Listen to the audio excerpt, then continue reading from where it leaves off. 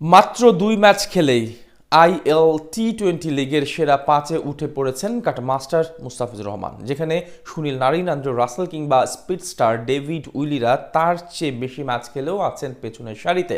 বল হাতে অসাধারণ নৈপুণ্য দেখিয়ে এমন একের পর এক কীর্তি গড়ে যাচ্ছেন দ্য ফিস। আইএল টি-20 লিগে তার এমন রাজত্ব নিয়ে বাকিটা জেনে নেব রিপোর্ট।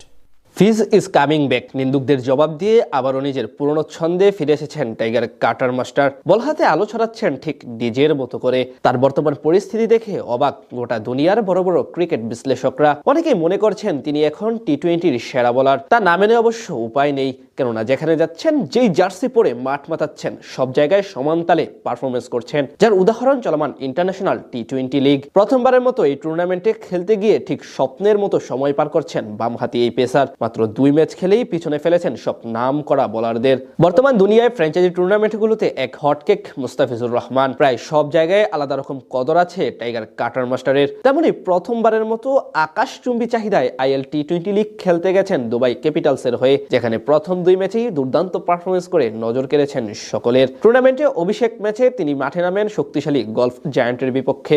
সেই ম্যাচে জয় অর্জন করতে পারেনি তার দল দুবাই ক্যাপিটালস। তবে বল হাতে সবার সেরা পারফরমার ছিলেন মুস্তাফিজ। নিজের প্রথম বলেই প্রতিপক্ষ ব্যাটার রহমানুল্লাহ গুরবাজকে আউট করেন তিনি। এরপর দারুণ ছন্দে থাকা পাথুম নিশাঙ্কাকেও বিদায় করেন ৬৭ রানে। সর্বসাকুল্যে ৪ ওভারে কেবল ২৬ রান খরচ করে জোড়া উইকেট শিকার করেন দ্য ফিজ। এরপর গতরাতে মাঠে নামেন আবুধাবি নাইট রাইডার্সের বিপক্ষে। এই ম্যাচে অবশ্য জয় তুলে নিয়েছে তার দল দুবাই ক্যাপিটালস, যেখানে সামনে থেকে অবদান রেখেছেন দ্য ফিজ।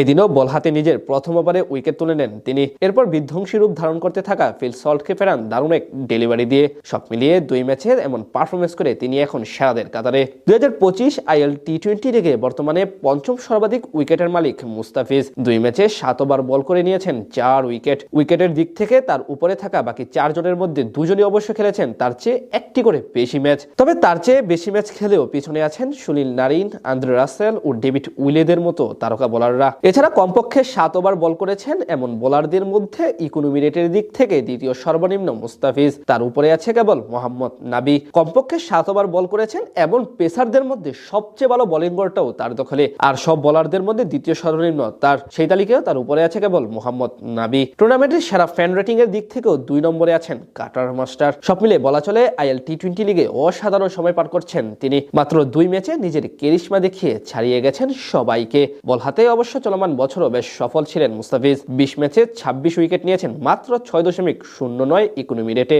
এবং ১৭.৬৫ বোলিং গড়ে। সেখান থেকে বলা চলে মুস্তাফিজ ইজ কামিং ব্যাক। নিন্দুকদের জবাব দিয়ে আবারও নিজের পুরনো ছন্দে ফিরে এসেছেন টাইগার কাটার মাস্টার।